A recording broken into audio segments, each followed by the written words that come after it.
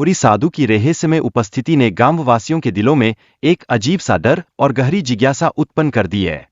इस चकित करने वाली पहेली को सुलझाने की कोशिश में युवा हमेशा आगे रहते हैं, जैसे कि वे किसी खजाने की तलाश में हों।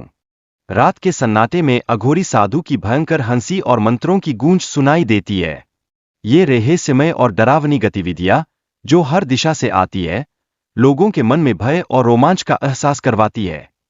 अर्जुन, एक साहसी युवक, ने अघोरी साधु के रहस्य को जानने के लिए जंगल की ओर कदम बढ़ाया।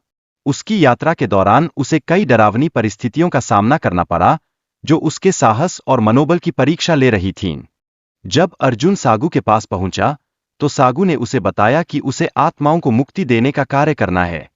इसके लिए उसे एक सक्षम व्यक्ति की आवश्यकता है, जो अंधकार की गहराइयों को सहन कर सके।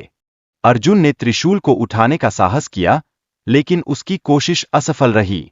साधु की हंसी के साथ अचानक गायब होने के बाद अर्जुन बेहोश हो गया। इस अनुभव ने उसके हृदय में डर का बीज बो दिया।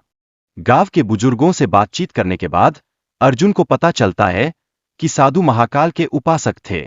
वे आत्माओं को मोक्ष देने के लिए अघोरी साधना करते थे, जो एक रहस्यमय और कठिन मार्ग है।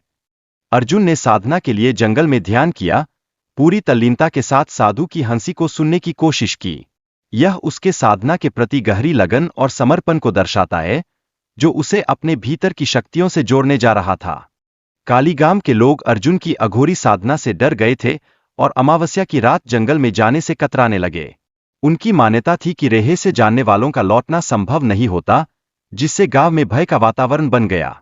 महाकुंभ में कालेश्वर नामक अघोरी की तपस्या के कारण अजीब घटनाएं घटित होने लगीं। लोग उसे भगवान और अभिशाप दोनों मानने लगे। एक ऐसे व्यक्तित्व के सामने खड़े हो गए जो उनकी समझ से परे था। कालेश्वर ने राघव को बताया कि वह अंधेरे रहस्यों का रक्षक है। उसने चेतावनी दी कि शक्तियों के जागृत होने का खतरा अराजकता का कारण बन सकता है, एक खतरा जो सभी को प्रभावित कर सकता है।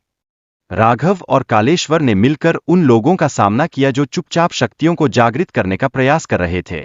इस संघर्ष में उन्हें कई कठिनाइयों का सामना करना पड़ा, जो उनके साहस को और भी मजबूत बनाती गई। अघोरी बाबाओं का तर्क है कि वे शिव साधना के लिए विशेष संबंध बनाते हैं। यह संबंध उनकी विद्या और शक्ति को बढ़ाता है, और इस साधना को एक ऊंचा स्तर माना जाता है, जो उनके भीतर के रहस्य को उजागर करता है।